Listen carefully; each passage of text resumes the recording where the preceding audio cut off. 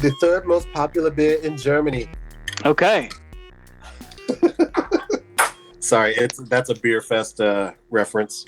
Is Beck's a favorite of yours, or just what you have around, or? I love Beck's. Beck's does something that you don't have to actually enunciate. If people see you drinking Beck's, they kind of know that you really don't give a shit. Like everything's whatever if they know you're drinking Beck's. All right. Because it's hard to find, honestly, not the greatest beer either. But if you see somebody drinking Beck's, you probably don't want to bother them. Like, it's not a good look. So it's a very intentional message there. The intentional message is, I like to drink. I don't like to be bothered. So I hit record. I hit record a minute ago. Do you want me to leave that in? Should that be the intro? Yeah. All right, we did it. Welcome, everybody. This is the Long Play Listening Party. I'm Howie Howard. Joined by my friend Ebony Simon, Lefty Grove, producer Guinness. Links in the description. What's up, Ebony? How you doing? I'm good. I've got another question for you on this one question Wednesday. One question Wednesday. I'm going to make this. What are you drinking on, by the way? Sorry. Oh, I've got ice water and a little bit of Old Forester 86. Ooh, 86. That's a good one. Is that a bonded 86 or is it just a regular? No, that's just the regular Old Forester, which has kind of become my my favorite for a regular. It's not a special, you know. Yeah, mine's always Woodford Reserve, but I will not turn down Old Forester. Sure.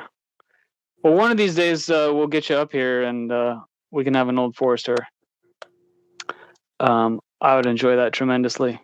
Sweet. But I've got a real straightforward question for you, and listeners. I didn't probably do a good enough invitation in the previous episode on musical revolutions to asking for comments and stuff. I am interested in what people think about all that, and I am interested in other people's answers to today's question. Very straightforward question: who is your favorite musician's musician? This is a term that gets thrown around for kind of the underground, or if you know type of artists. And I can answer if you want a minute to think. Well, I'm weird because I'm such a music head that like I go by genre. Okay, we can go by genre. If you wanna like tell me your answer and then throw out some like genres for me, then if I have an answer there, I'll tell you. Okay. But generally, my answer to that would be I have a tie, and it's always Mogwai and Bjork first. Okay. Always. But then, like, there's other things where it's like I don't feel like listening to those things today. I'll listen to this.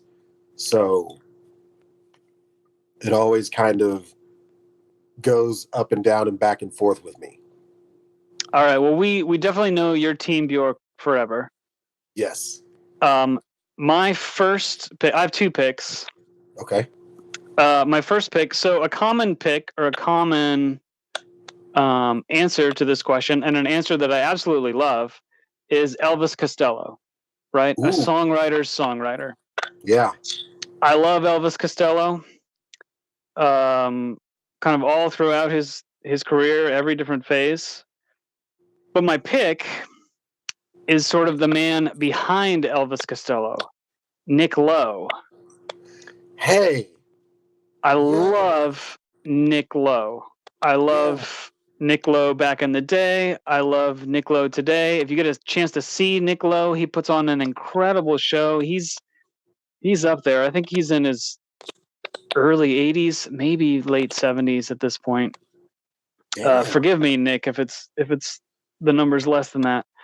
But he's been around a long time, and his songs, the way he writes, the way he plays bass, these days the way he plays guitar, just like the consummate songwriter, and that's something I chase, and don't really get close to in my own writing, but definitely hold it out there as something to paddle toward. Yeah, I can definitely see that. That dude is very, very underrated, and people But like you said, it's the people that know about him, and anybody else that gets put onto him, as long as you don't present it like listen to him or else, they're pretty much going to pick up on him. Like everybody I know that listens to Nick Lowe is pretty solid with their music taste, and they're also pretty solid people. You know, that's not. It's like God, what was it? Back in like '96 or '97, when Korn first got big and they were doing the Family Values tour, they had a video cassette of them backstage just talking and getting interviewed like a backstage documentary.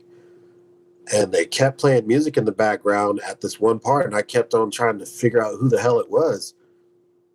It was Portishead. I had no idea who that was. But so that was your introduction to Portishead? That was my introduction to who Portishead actually was. I knew Sour Times. I knew Glory Box. I just had no clue who the band was. But then in like listening and watching their tour videotape, VHS, by the way. Sure. Oh, yeah. By watching that and finding out who it was, I started deep digging.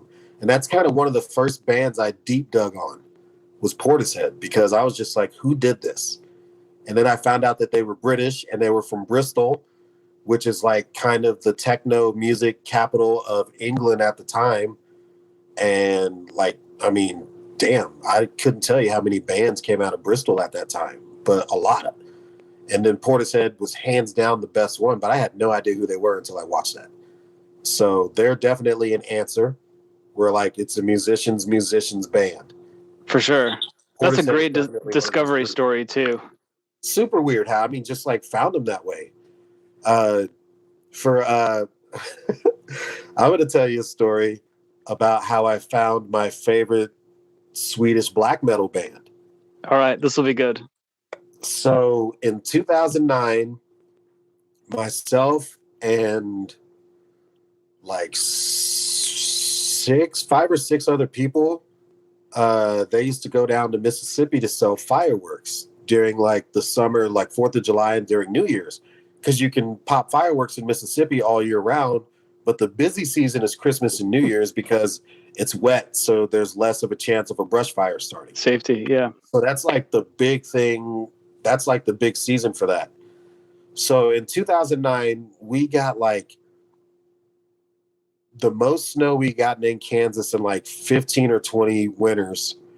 And it was the coldest winter in Mississippi in 25 years when we were down there, or like 15 or 20 years now, I forget. But as we're coming back, I'm with Cyrus from the Love Garden. I go down and we're tent partners down there. On the way back from Mississippi, we're like outside of Kansas City and we're listening to KJHK. And this acoustic song comes on from this band. And I'm like, who is this? And he's like, you should call the station and find out. So I jump on the cell phone, which I had only had for like maybe a year or two at the time, because I was just like, I want a house line. I don't like this shit.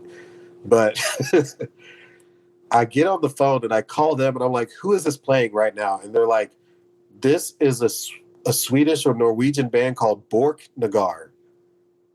And I was like, they're what? And he was like, they're Swedish and they do metal, but they decided that they wanted to do an album using traditional Viking instruments.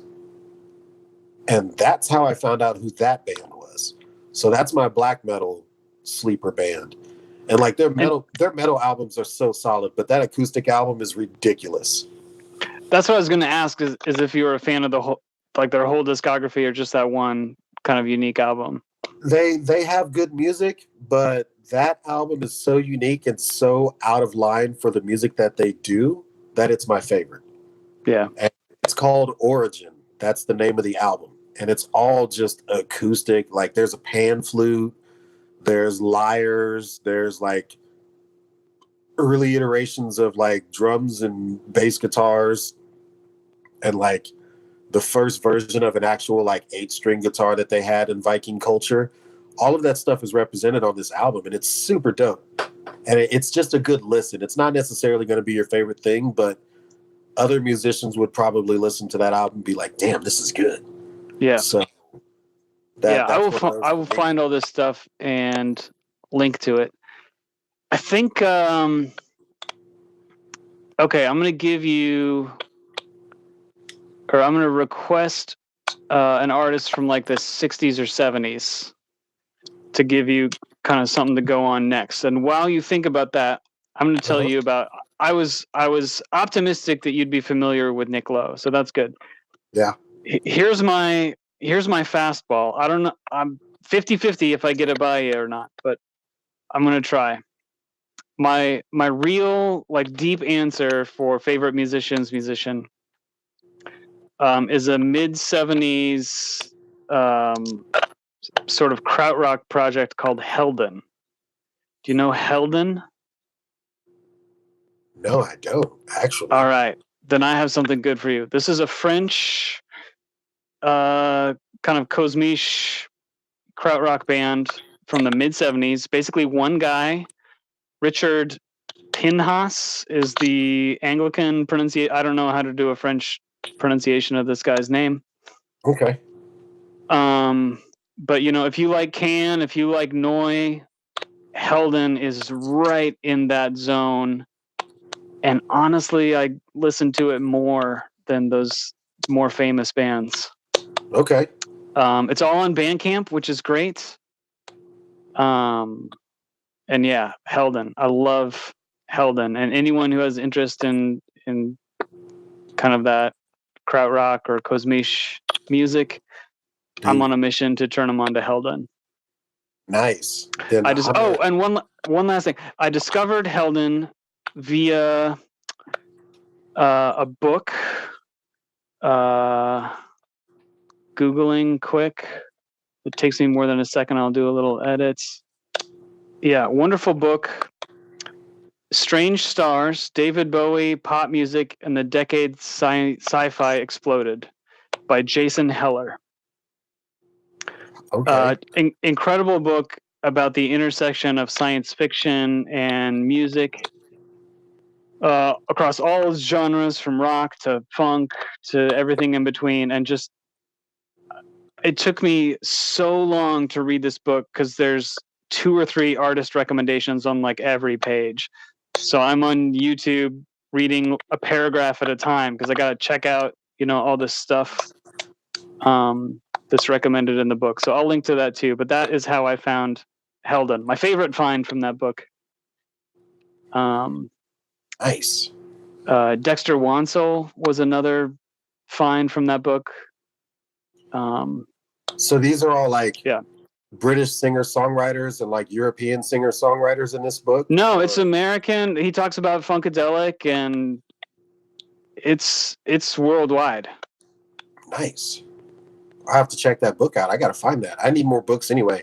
I don't have any space for more books, but I need more books. So everybody needs more books. Yep, can't go wrong with more books. If anybody's watching in a state that's having these things going on with burning books and you want to save books, drop a link or something, and I will like DM you my address and you can mail me those books because I want the knowledge and I want the information. And for that, I will be a gatekeeper against the people that think that that's not important. So like, I don't know if that's like some weird like savior thing, but I like to read. I love to read, and any information I can get, I will read. I agree 100%. I'll even read Chuck Klosterman books. We'll talk about that'll be another conversation. Okay, yeah, that can be our November. Because now I want to ask you, what's your Chuck Klosterman story? But save it. Save it. We'll talk about that. Save it. We'll talk about that. Yeah. I love. Oh, we're doing a little teaser. That's great. We're so professional. Thanks. But yeah, give me one last pick, maybe from the 60s or 70s, or if that spun you out in another direction, just tell me whatever came to mind.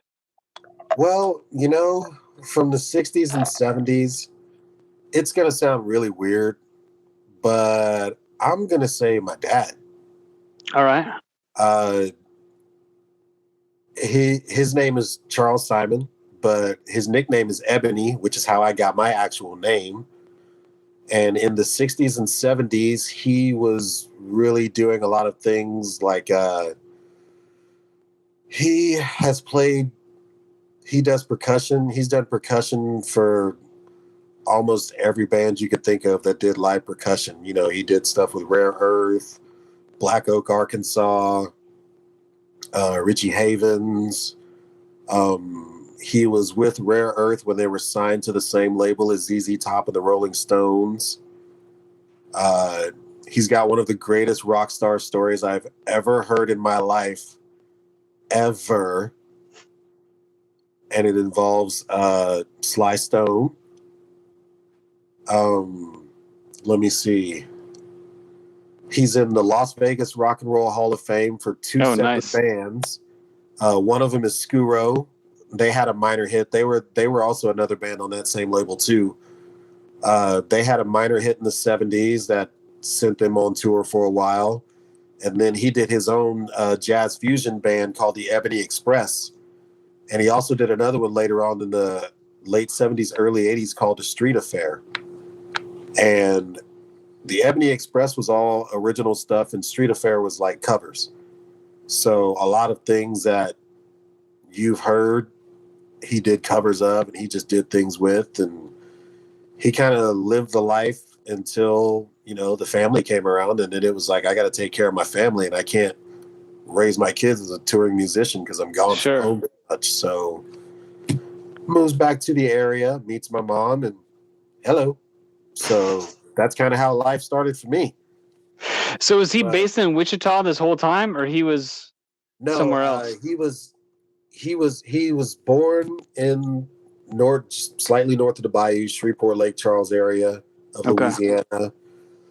He was raised in Wichita, and then he went to the military, and he was in Germany for a while, and then he got out of the military and some way somehow ended up in Vegas doing percussion. And he was the man about town for doing stuff. And you know, you need percussion on your album, call Ebony up. He'll come to the studio and knock it out real quick, you know? Nice. So, yeah.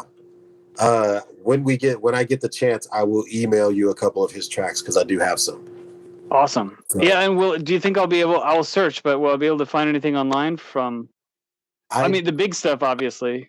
I doubt it. The big stuff, like the stuff with Skuro, yeah, you could probably find it. Most of the other stuff is like touring live, and we need extra, you know, layers for live shows. Gotcha. Because that was a big thing. You could do studio tricks, but people wanted to see it live. So, you know, if you had somebody play the congas on the album, you got to have somebody play congas on the tour. So that was kind of like his lane.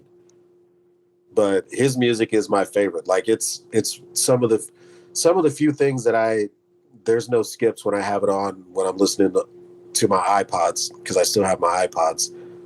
But when his music comes on, no skips. I've even sampled one of his songs to like do some stuff with, 2 or 3, but only one of them is really like the solid thing, and I got that one on lock. And I'm gonna keep tinkering with that until I got it to sound right. For sure. But for era, it's him. Have you been listening to his music your whole life, or was there like a point in your life where you became more interested in hearing what he'd done?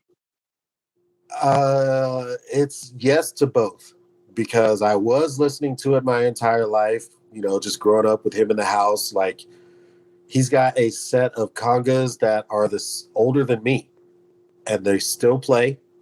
And if he had the energy and like his body would hold up, he would still play now. But he's gotten older, and you know, the energy level is not as high as it used to be, and like the movement's not as good as it used to be. But he's still got all his instruments, and I'm definitely going to be getting all of those instruments. They're not going to waste. So that's the old man. And I also like to, you know, let people know that I have a musical lineage, and that's pretty much where it starts for me. Watching my old man do stuff made me want to do stuff. So that's awesome. Yeah. Also, Charles Ebony Simon. Yep. Also, you know, a sneaky second place to somebody I don't listen to very much, but they're really good from that era. Loggins and Messina. All right. Bro, go back and listen to Loggins and Messina. You don't even get hair metal without Loggins and Messina, and they don't even do that kind of music. Like, they did that version of Blue Eyed Soul that like was coming around, and basically turned into yacht rock in the 80s, Mm-hmm. but they were doing it before anybody else was doing it and writing like beautiful music doing it. So Loggins and Messina comes in real close on that one. I love it. Do you have a particular album that I should start with? No, not really. All right. I mean, I honestly would just suggest with those guys doing the greatest hits or just doing a deep dive, because we obviously know who Kenny Loggins is because, you know, he had a real big solo career in the 80s, you know, Top Gun soundtrack and Right. Cat Jack Danger theme Zone. song and all that stuff. But like Jim Messina is a monster songwriter. And I think the balance that they gave each other makes them a better duo to me than Steely Dan. Although Steely Dan is solid. Like, I'm not knocking Steely Dan at all. Right. But in that genre or in that area of time, Loggins and Messina is it. So, I mean, Fun. they did. That will be a fun dive. I'm excited. Yeah, I think the biggest song that you would know from them is they did "Smoking in the Boys' Room" and "Your Mama Don't Dance." So, Poison covered "Your Mama Don't Dance" on "Open Up and Say Ah," and Motley Crue covered "Smoking in the Boys' Room." So, like, hair metal doesn't exist without Loggins and Messina. Loggins and Messina. Yeah, I love it. Well, that's a perfect place to leave the show. Viewers, if you want to drop your favorite musician in the comments or email us at thelongplaylp@gmail.com, that would be great. Love to hear those. And I'm kind of blanking on the release schedule. I think when you hear this, I don't know when the next show will post or what it will be, but it might be talking about Chuck Klosterman with Ebony. We'll see. Ooh, can I add one more low key artist that everybody needs to know about? Absolutely. Tiffany Goucher. Spell that for me. Tiffany, obviously the first name, Goucher, Gouche, with the accent over the E. I'm glad I asked because that would have taken me a while. Yeah, she is the cousin of Daniel Caesar and the artist Her. Okay. But you know about Daniel Caesar and Her. You hardly ever hear about Tiffany Goucher. But quietly, that is my one from like the nowadays. That's the one. Like, she does not put out bad music at all. And it's really good because she's a Black queer woman and she talks about love in a way that guys should really want to think about the women that they are involved with. Like, that love, she says it as a queer woman and says it like a straight man should think it, you know? Yeah. And I think that's a really important thing for someone to cross promote. But like, that's my one right there. Tiffany Goucher, Can Do No Wrong. You will not be disappointed with that artist. She's amazing. Very cool. I could not be happier with the list we put together of stuff for people to check out and for me to check out. And I'm glad I could give you Helden. I think you'll really enjoy that. So yeah, I'm definitely going to dig into that. That's going to be tomorrow's bus ride music. Wins all around on the Long Play listening party. Nice. Later, everybody.